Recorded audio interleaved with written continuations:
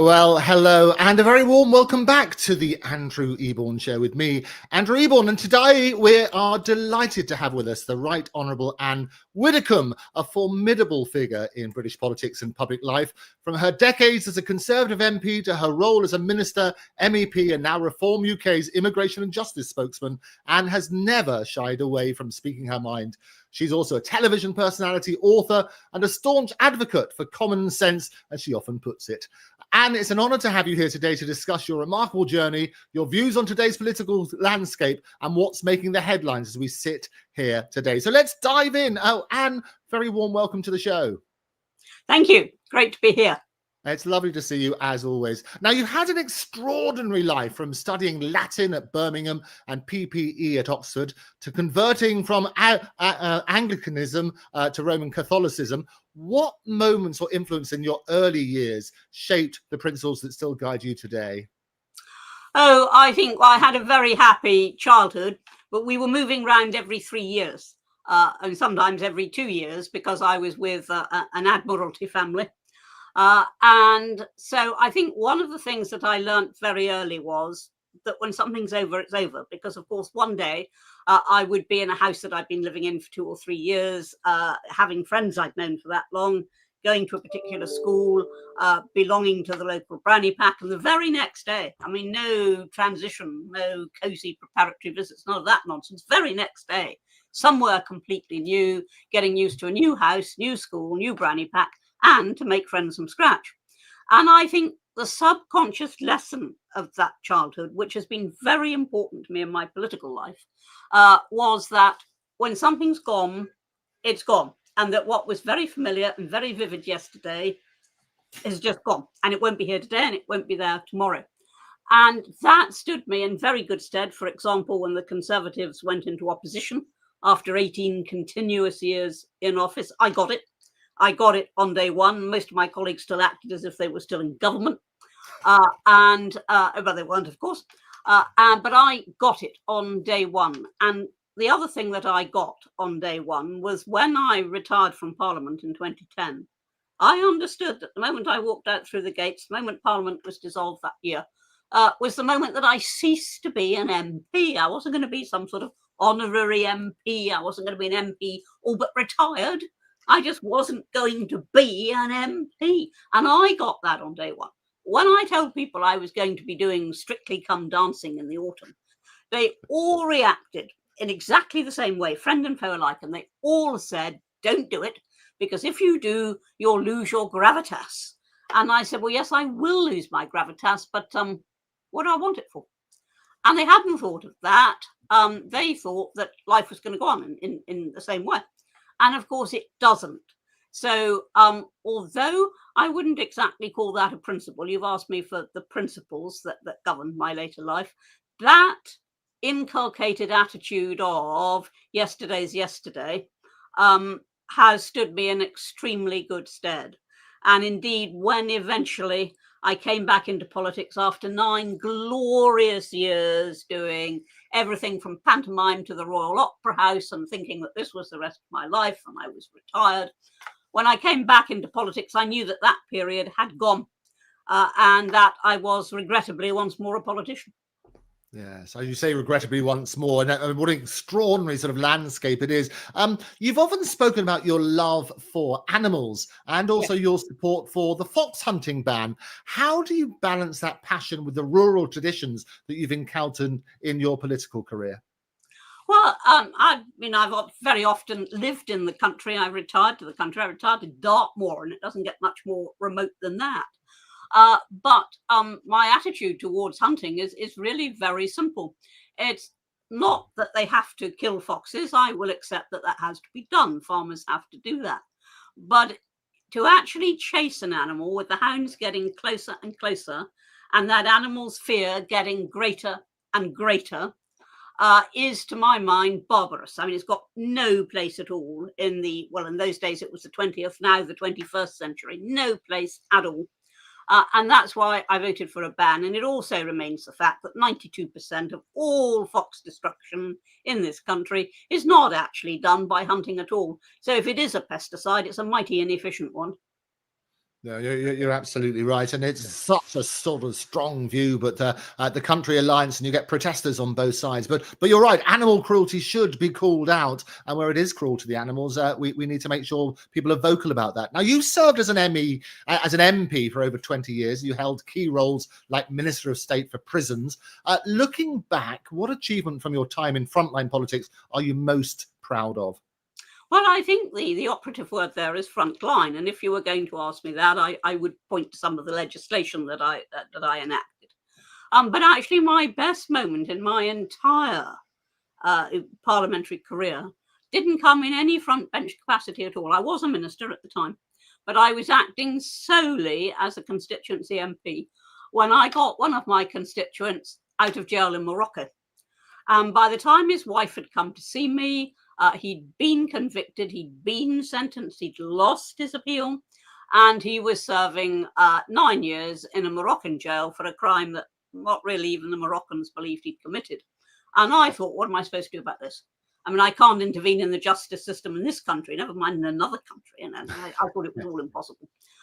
Anyway, I went through the embassies in the usual way, got exactly where I expected to get, which was nowhere at all.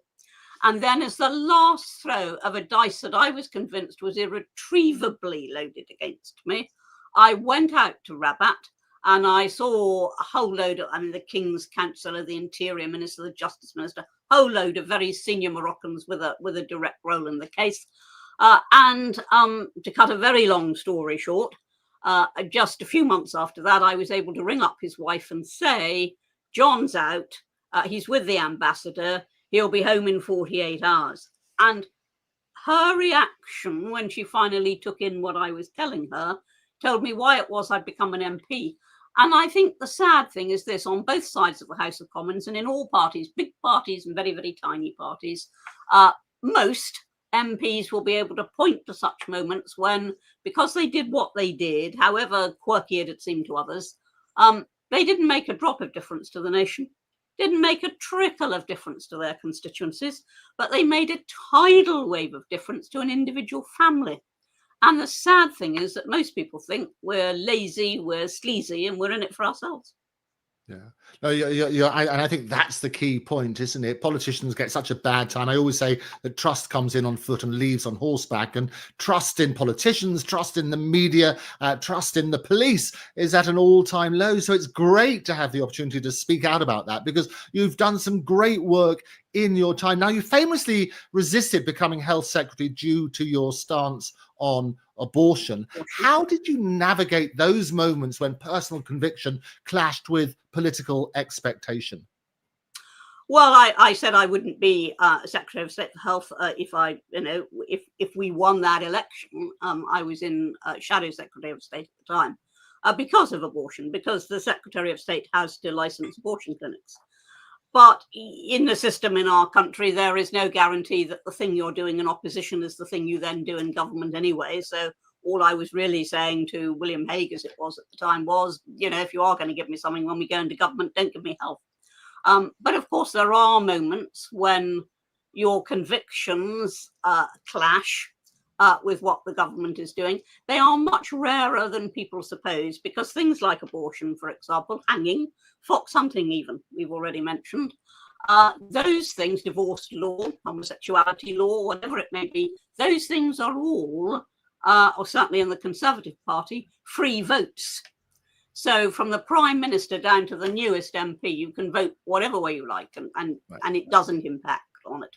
But the worst time I went through was when the Channel Tunnel rail link was being built through Kent. And everybody wanted me to oppose it, and I wouldn't. I thought it should be built, but I didn't think it should be built across my constituency. So, of course, everybody called me a NIMBY, but actually I thought another route out of 4 possible routes was by far and away the best. And indeed, it was the one chosen. But I had to choose between everybody in my constituency saying, you've got to oppose this, you'll lose your seat if you don't, and actually going with what I thought was right. And I went with what I thought was right, and my majority went up. Yeah. And I think doing what's right and not necessarily being obligated to go against your morals and particular standings is so important. Now, you've said that Reform UK stands for common sense Yes. above all. Yes. With the party gaining traction, Lee Anderson as its first MP in polls showing growing support and various others on that sort of basis, where do you see Reform heading in the next 5 years? I think it's perfectly possible that we can head to government. We started the last election with no MPs, 16% in the polls. We came into Parliament with 5 MPs, and we're now regularly at 26, 27 in the polls. We are equally regularly either top of those polls or joint with Labour. And so there is no good reason, if people can find the courage to put their cross in the box, there's no good reason why Reform shouldn't form the government. Now, what we were up against last time, we hadn't got any MPs. And people said, well, it's not realistic to vote Reform. And so people who feared getting a Tory government voted Labour, and people who feared Labour voted Conservative, even if they wanted to vote Reform, because they thought, well, we might let the wrong person in. Now that they've seen that we can get seats, now that they've seen that we can top the polls, it'll be a very different ballgame at the next election. And I genuinely believe that we can get into government. If we can't do that, at the very, very least, I expect us to be the official opposition. Yeah, and well, Nigel Farage has called you a key figure in Reform, and you've praised his charisma.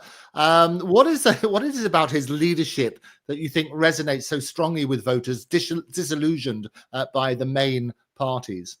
Well, I think it is just plain common sense. I mean, for example, there's all this total nonsense about 72 different genders or something, and this is taught in schools. And women can find their changing spaces invaded by men who've still got all their genitalia. And women's prisons are suddenly expected to take men. One famous case, somebody had been accused of rape. Not been accused, been convicted of rape.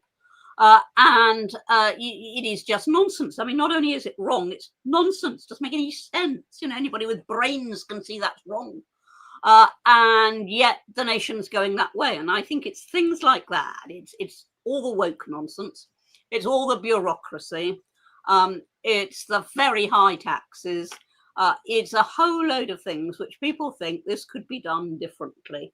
And I think that is what appeals. Now, interestingly, in 2001, the Conservative Party went into the general election with a manifesto called the Common Sense Revolution.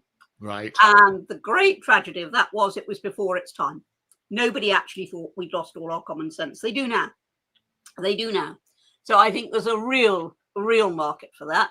And indeed, I don't see how the nation is going to survive unless we do get on top of it. No, you're absolutely right. And it is interesting peddling common sense. As you know, I did a regular spot on Esther McVeigh's programme, and she was the first minister of Esther McVeigh. I used to do the Andrew Eborn's Greatest Writs, looking at the legal cases of in the news. So fascinating on that stuff. And I always say about common sense, it's not that common, is it? Well, it used to be. It used to be, but it isn't now. Certainly now, it's a rarity. And I don't know where it's gone. I can't see the rationale for some of the stuff that is being done. What I do know is that we've got now in the highest echelons of the civil service, the armed forces, the government, we've got a woke brigade, and that we've got to get rid of. I mean, when you get a situation in which we actually had the Air Force, the Air Force, you're talking about defending the country, refusing to recruit white males and just turning them down on principle automatically because they were white males. And they admitted that this was what they had done. When that happens, then common sense has gone out of the window. And selection for whatever it may be, whether it's for parliamentary, being a parliamentary candidate or whatever it might be, selection should always be on merit and merit alone. And it shouldn't matter whether you're male, female, black, white, gay, straight, young, old. All that should matter is merit. Oh, you're absolutely right, and that should apply across the board. We're going to take a quick break. When we come back, we're going to do a deeper dive into reform. You're watching the Andrew Eborn Show. Do not touch that dial. Well, welcome back to the Andrew Eborn Show. Delighted to be joined yet again by the brilliant Anne Widdecombe. It's always a delight to have you on. And we've been looking not just at your early life and your strong opinions and your principles, which you've never sold out. What I love is talking about you. You're a straight shooter. And I've had a lot of straight shooters here on the Andrew Eborn Show talking about Nigel Farage. And he's now become quite a divisive figure, if you like. There's a lot of tension within reform, particularly between Nigel Farage at the moment and Rupert Lowe. Some see it as a clash of styles, Farage populism versus Lowe's more measured approach. How do you view their dynamic, and does it strengthen or challenge the party? Oh, look, I don't think there's any particular tension in reform as a whole. People say two things. First of all, they say we're divided. Well, we're not. One man is criticising Nigel Farage. We're certainly not divided. We've had 1,000 new members since the spat started. We're at the top of the polls. We've got a full slate of council candidates. So I don't think you could say that it's had a particularly adverse impact on reform. There will always be disagreements in political parties. And if anybody expected reform to get away with not having that, then that was just naivety. We were always going to have that. We are always going to have it. We will have it again during the course of this parliament. There will be, bumps in the road. There always are. But I am a great believer that those disagreements, which will occur, should happen behind closed doors. And if ever I've had any problem with anything that anybody's been saying in reform, I have resolved that behind closed doors. And I think that is the key. And when people go public, I do lose sympathy. Yeah, and I have to say I agree with you, and so some would say that, well, that's what Rupert's tried to do. He's very publicly, it's an interesting way of saying it, publicly told people he wants to do it behind closed doors. He's invited Nigel to dinner. Do you think Nigel should accept that invitation? Well, they did meet. I mean, they haven't met since the spat began, but they did meet a couple of months ago, and they did have apparently a 45-minute conversation. So I don't think you can say that Nigel hasn't, listened to Rupert. But I mean, there is always a point when you can't go any further. You are just at a point of disagreement.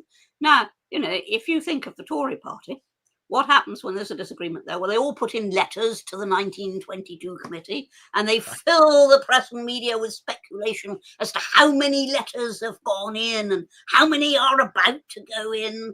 And then you look at the Labour Party and you think of the terrible divisions that there were in the Corbyn era over the split between the left and the right, which hasn't been fully resolved. Actually, ours looks pretty trivial by comparison.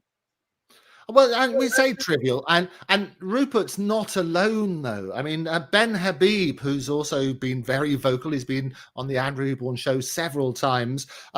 He says that Nigel's not fit to do the job. It's just all about ego with Nigel. He's going back on some of the core values.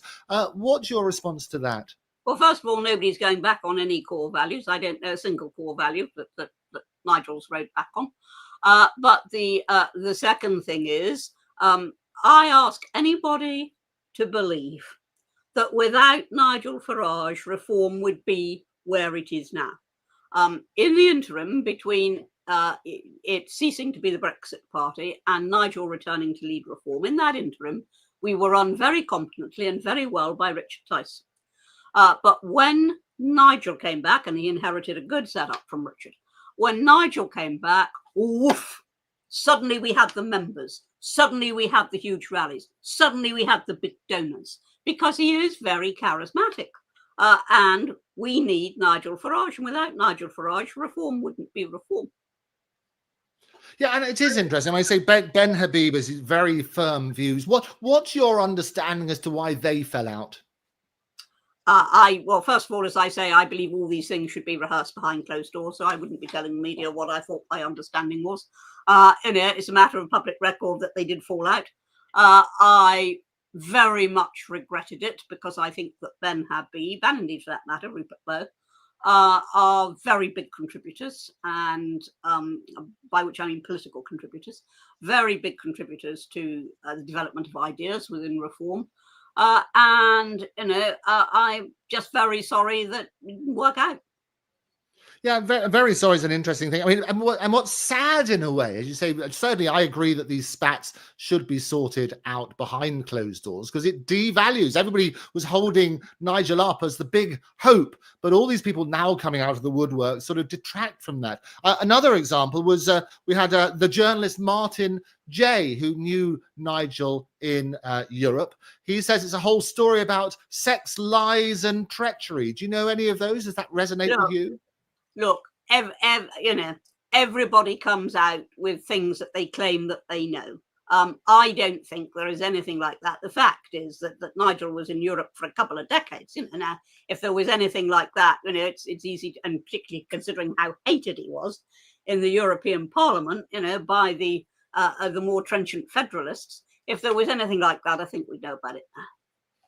Yeah, and well, the other person as well is the person who founded the Brexit party, who again says she's had a miserable time with Nigel. She was bullied, she was sidelined, and so on and so forth. And there's also been allegations, and some very serious allegations. What can you shine a spotlight on that? Did you say bullied by Nigel? Yes. Well, I've never seen any evidence of Nigel acting as a bully. I have occasionally disagreed with him. We've had debates over policy and over whatever it might be. And he certainly doesn't take a bullying attitude. And when people say he's an autocrat, he's a dictator, I mean, I can actually cite clear examples from our time in the European Parliament when he wanted to do one thing, the party wanted to do another, or the party was split over whether it should do one or two. And he went with the one that he felt that would be broadly acceptable rather than what he wanted to do. Now, I've seen him do that. So I know he can operate a consensual style, but equally, we have as Reform certain red lines, certain set principles that we're not moving away from. And we have to stay with that. Control of our borders, for example. Making the most of Brexit instead of having it and then doing nothing with it. There are certain things that we are going to do. Now, of course, within the party, as within any party, there's always a range of view, always. But the point is that when you have settled on a policy, everybody should be behind it. I mean, for example, it's well known. I don't believe in proportional representation. And in fact, that was why I didn't join Reform when it ceased to be the Brexit party. And Nigel came to see me and he sat in my house and sat on the sofa and drank my coffee and tried to persuade me to join Reform. And I said, absolutely no chance, Nigel, I don't believe in proportional representation. They have taken me in Reform on the basis that, well, it doesn't really matter if Anne doesn't believe in it because she's never going to be voting on it because she's not standing for Parliament. And of course, if there were a campaign, I would, take a fairly neutral role. But they've taken me on the basis of what I believe in, because they know that they're not going to get 100% of the party believing 100% of the things 100% of the time, because no party does. And any party that did wouldn't actually be a political party.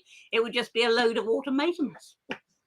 Yeah, well, it is. I mean, looking at some of those policies, and as you say, immigration is the hot topic of the time. That was one of the reasons that Rupert Lowe fell out. He seemed to have a much tougher view on immigration, and anybody who's over here should be sent away immediately. Where does Nigel stand on that at the moment? Nigel's stand is very clear, and I have to say that if the attitude was that anybody here should be sent back immediately, including people who've been born here, then I am going to say absolutely not. No, nothing to do with it. And Nigel takes the same view. That's not what we're about. What we're about is controlling the borders, both from the point of view of legal and illegal immigration. One of the big reasons for Brexit was take back control of our borders, and we haven't. So what we believe very strongly is you have to stop the boats, because it's no good simply deporting people once they're here if you haven't stopped them coming in the first place. If you have a flood, first thing you do is turn off the taps. First thing you do. Then you deal with the consequences. We're not turning off the tap. So, Keir Starmer says, oh, look, we're deporting, a few hundred people. Whoops. How many have come in today on the boats? More than that. So that is what we have to tackle. And we believe, for a start, that you have to stand up to France. Just don't go on paying them money for doing absolutely nothing, which is what is happening at the moment. And that we do what the Belgians did. And when the small boats are heading our way, we simply turn them round. And if anybody does get through, we say there is no question of giving you asylum. It's automatically refused, automatically, if you come in on a small boat. Because where have you come from? France. What's France? A safe country. If you come from a safe country, you're not in fear of persecution. If you were in fear of persecution, you'd go down on your hands and knees in the first safe country you came to and say, thank God for that. So, asylum automatically refused. Therefore, none of the processes, none of the court delays, none of that nonsense. Deportation to follow. And in the interim, you're not in hotels where you can come and go. You're actually in secure reception centres so that we know where you are. And all of that sounds very, very clear. We're going to take another quick break. When we come back, we're going to be doing a deeper dive into reform and get Anne's unfiltered views on the current news stories. Don't touch that dial.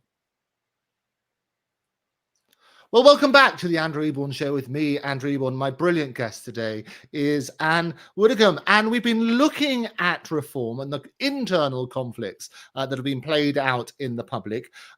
One of the questions was about a £7 million deficit in the Brexit party's finances, which has not been properly explained. What do you know about it? Nothing. So move on. Absolutely nothing. And that's quite true. I don't know anything about it.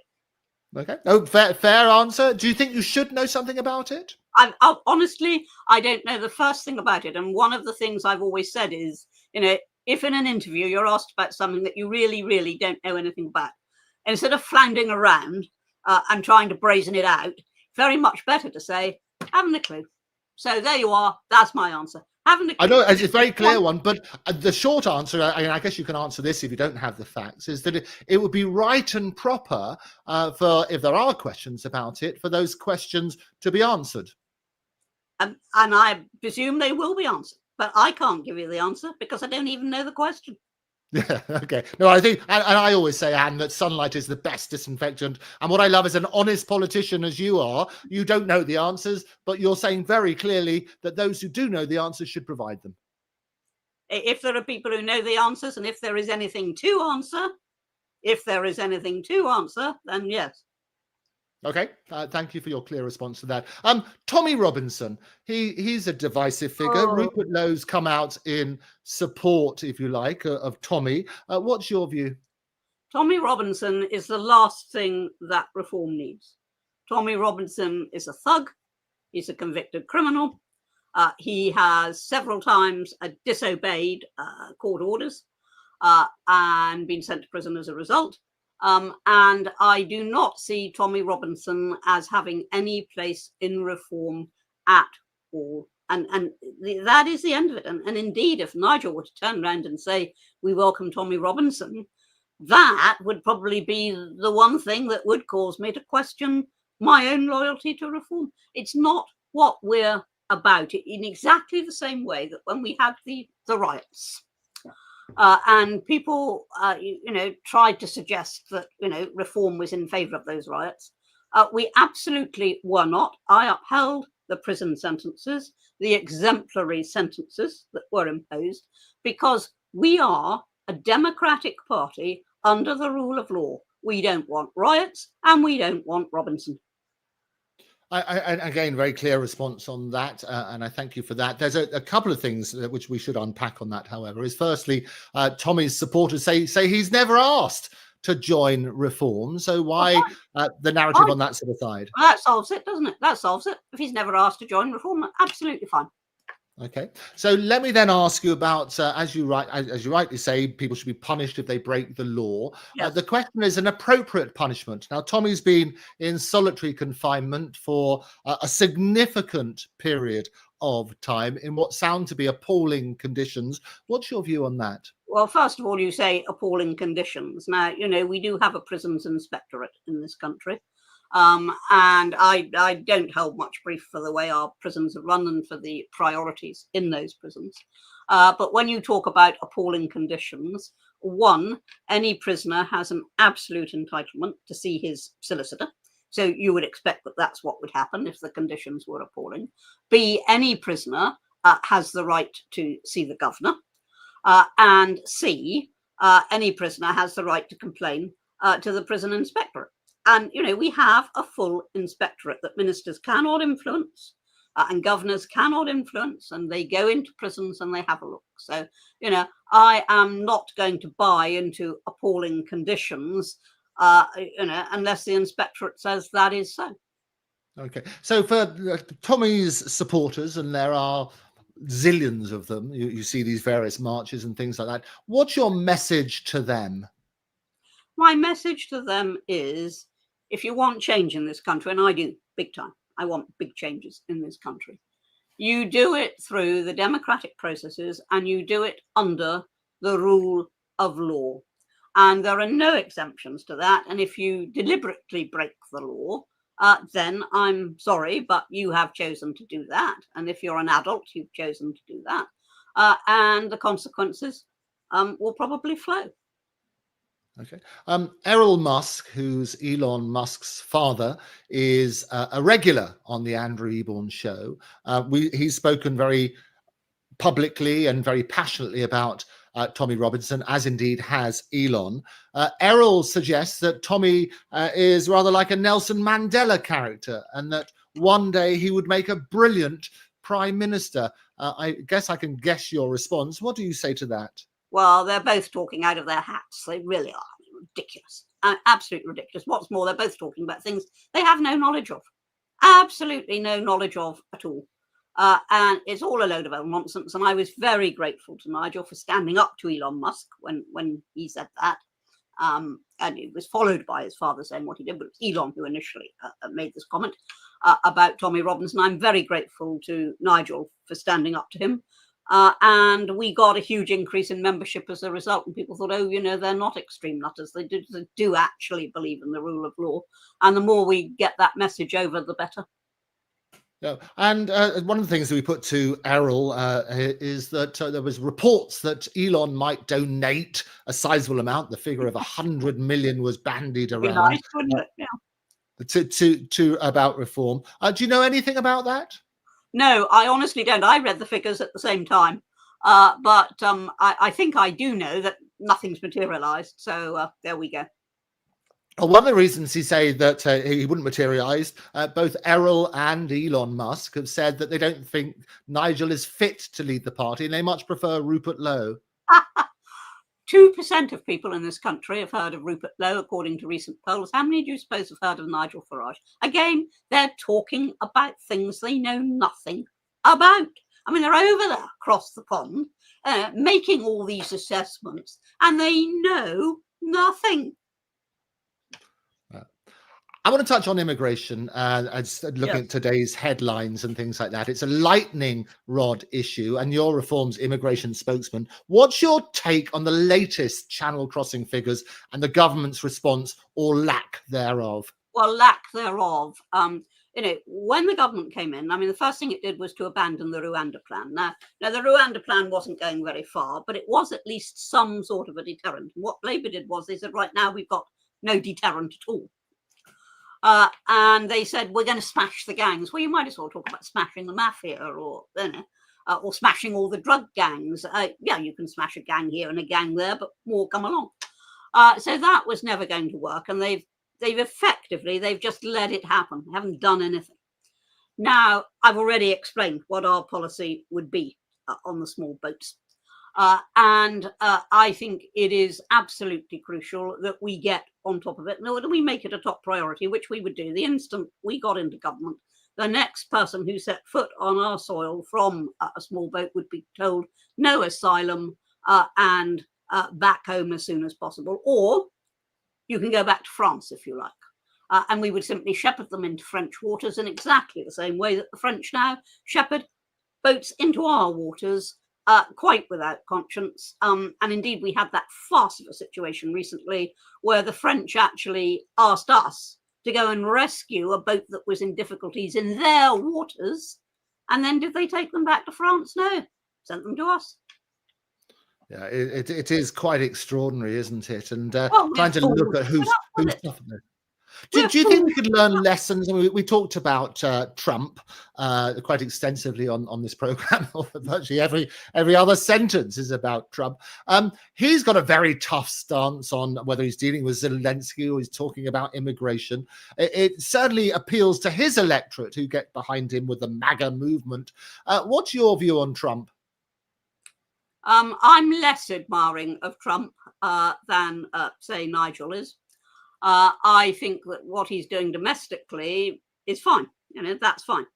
But when it comes to foreign affairs, I think the way he treated Zelensky was a disgrace. And Nigel said to him, no, Zelensky is not a dictator. Trump actually called him a dictator, which is a complete and absolute nonsense. Said that there should be elections. Well, yes, but not in the middle of a war. We didn't have elections in the middle of a war.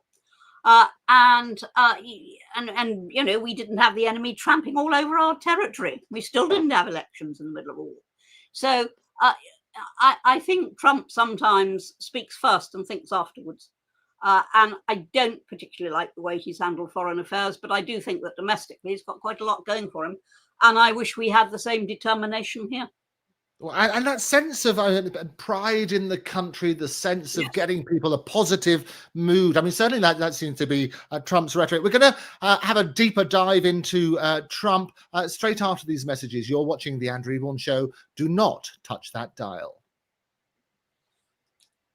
Well, welcome back to The Andrew Eborn Show with me, Andrew Eborn, and my brilliant guest, Anne Widdecombe. We were talking about Trump, and you said beforehand about that Zelensky meeting, if you like, and he called him a dictator. Now, the reason for the dictator is that his term in office technically had run out, but as you say, it was during a war. What's the precedent for that? Well, as I say, we didn't have elections during the Second World War, and we didn't have the enemy, actually present and walking all over our territories. We didn't have that.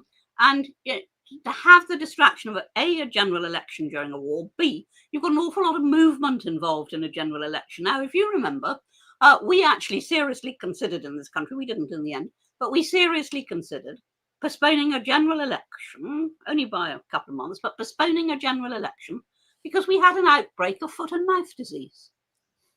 We seriously considered it. Now, why was that?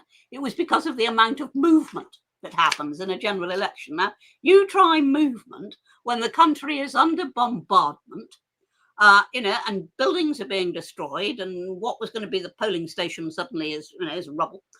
You actually try the practicalities of running a general election in the middle of an active invasion, which is what they're going through. It's just nonsense. Yeah, it is interesting. The other thing that Zelensky was criticized about, and it sounded like a cheap shot, is that he could at least have bought a suit. And I reminded people, I've often been asked to comment in the media. As you know, I appear on more platforms than Paddington. But one of the things, if you remember, Churchill himself famously had the siren suit, didn't he? Yeah. It was, first of all, it was very rude of them to comment on it at all. It was not remotely statesmanlike or diplomatic. It was done with a deliberate view to humiliating Zelensky. That's what that meeting was all about. And that's why I say I just do not approve of the way that Trump is handling foreign affairs, whatever I may think of his domestic program. And I don't approve. And my personal view on that particular meeting, it was all planned theatrics, wasn't it, to appeal to Trump supporters? Well, he did say at the end, well, it'll make good television, which again is not, I consider, a responsible remark from the leader of the Western world. Yeah, well, he was right. Trump is a master media manipulator. He dominates the headlines virtually every day. I want to let's bring it back to domestic issues, though. Labour's Modernisation Committee, they're pushing to limit MPs' second jobs, which would affect Reform MPs like Nigel Farage and Lee Anderson, both of whom had roles at GB News. You've warned this could lead to a second-rate parliament. Why do you think that freedom matters for politicians? Oh, I think it matters hugely. First of all, you would have to make a whole list of exemptions. You've got GPs getting elected to Parliament, Liam Fox, for example. Now, if they don't practice at all, and then they lose their seats 10 to 15 years down the line. Who the heck wants to be treated by them, when they haven't been practicing? Who wants their teeth pulled? Paul Beresford's a dentist. Who wants their teeth pulled by a dentist who hasn't been pulling teeth regularly? So you're going to start making exceptions. And then, of course, second jobs, people write books. Well, you can write books anytime. It doesn't have to interfere with what you're doing. So you'll end up with a huge number of exceptions. And I think there is a very good reason for MPs to have second jobs, which is A, they can keep up their own skills, but B, very important, that they have contact with the outside world and they're not just existing in the Westminster bubble. And, people overlook that. And it's crucial that MPs have contact with business, with charities, with whatever it is in the outside world and are involved in it rather than just have a superficial meeting, to understand it. So I think it's very important that they have second jobs. Secondly, I think we have a very, very low quality of parliamentarian at the moment. Now, when I went into Parliament, it was completely different. We had some very big people. But you look around now and you tell me, where are the Thatchers? Or on the other side of the House, where are the Shirley Williams? Where are the Nigel Lawsons? Where are the Tony Blairs? I may not have liked him, but he was hugely able. Where are these people now? Where are the Heseltines? Where are they? And they're not. And the reason that they're not is that we have a parliament that over 20, 25 years has been selected on inclusion, diversity and equality grounds rather than on pure merit, which is where I came in to this discussion earlier. And you need really serious members of parliament, and they won't come if every single bus ticket is going to be held up to ridicule, if every single thing that they do is going to be poured over from the point of view of a highly mischievous press that just wants to find something wrong. But above all, they're not going to come if they're going to be told, you very serious people with your high records of achievement must actually just act in the Westminster bubble for the whole of the time that you're there, and you must cut off all contact with other interests. Ain't gonna work. We're not gonna get them. Yeah, again, very clear views, and that's the thing I love about having you on the show, is that you're very clear with your views and no woolly answers. If you don't know the answer, you don't try and fudge it. A couple of things I'd like to get your reaction as to some of the key priorities for reform and how the Labour government is dealing with it. How do you think they're getting on with immigration and scrapping net zero targets? Well, we will scrap net zero targets. We think it is a total nonsense that when Britain produces less than 1% of all carbon emissions, around the 1% figure, slightly under, of all carbon emissions, and China produces, 31%? We think it is ridiculous that we have to lumber our citizens with highly expensive types of car when we haven't even got the infrastructure, the batteries and the charging points and all the rest of it, when they have to have new boilers which cost more, when we put all these restrictions on our own citizens, and we spend vast amounts of money importing energy when we should be relying on our own. We think that is a nonsense, and therefore we will scrap net zero targets. Doesn't mean we'll be profligate and not care tuppence for the atmosphere and the planet, but it does mean that we should care proportionately rather than disproportionately. Now, Labour, of course, have gone the other way, and we've got this farce now. I mean, I actually said on my Substack, very good Substack, by the way, and Widdecombe Substack, I must get that in. But plug away shamelessly. I love that.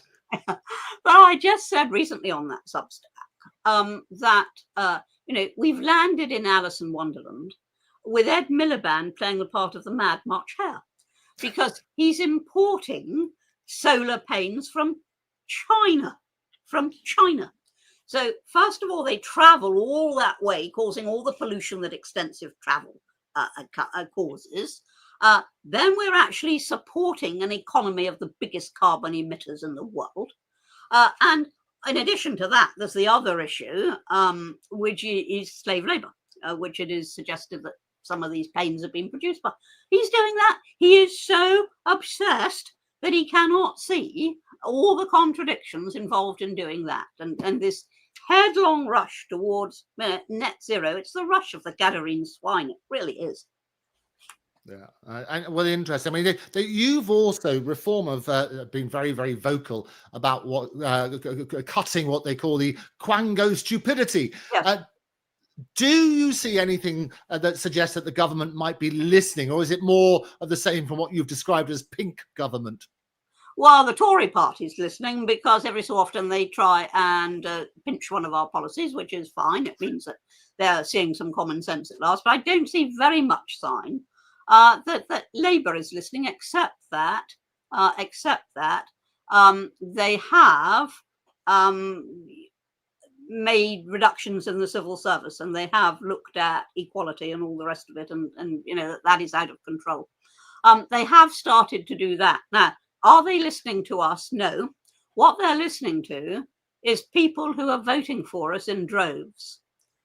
That's what they're listening to, and they've suddenly realized that their policies, their woke policies, are not actually commanding the respect of the electorate, and that might make them listen. So the more people that vote Reform, and the more people that join Reform, you know, the more people who speak out in favour of Reform, the more the Labour government is likely to listen.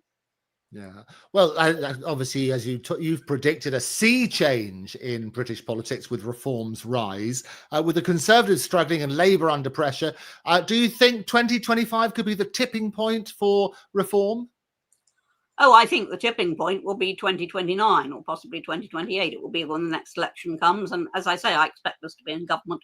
At the very, very least, I expect us to be the formal opposition. But we need to be in government to do the things that we want to do. You can't do them from opposition. And that's what I say to people. You know, yes, it's very nice thinking about being in opposition, but you can't actually do anything. You can only do something if you're in government. And the big difference is this. The minister gets up in the morning and he thinks, what have I got to do today? The shadow minister thinks, what have I got to say today? Yeah, they're completely different positions.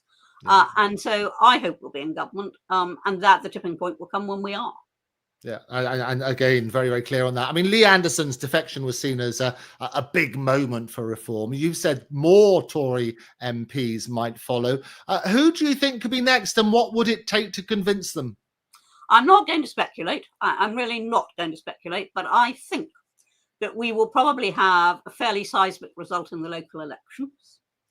And that will then, I think, give the necessary courage. I think what's missing is just the courage to take that final step. There are a lot of Tory MPs who are looking at us, wishing that the Tory party was doing what we're doing, wondering if we can, in fact, make it.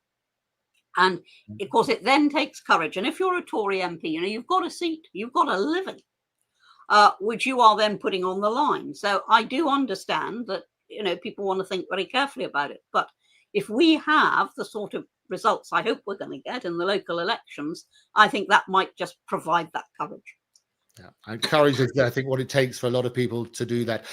Finally, Anne, it's always a delight to have you on the show. What's the one piece of advice to your younger self starting out in politics? What would it be? Oh, don't be in such a devil of a hurry. I know 30 really isn't the threshold of old age. And I think that was when I was young. I was absolutely unidirectional in my ambitions, which was to get into Parliament. And what I say now to youngsters is, look, go away, have a family, make some money, you know, build up a success in the outside world, then come in. But would I have listened if somebody'd said that to me when I was 20? I doubt it. Anne Widdecombe, it's been such a delight, as always. Thank you for joining me. Thank you. And that's it for the Andrew Eborn Show for today. Do join me same time, same place tomorrow. Until then, take care, and I'll see you then. Bye-bye.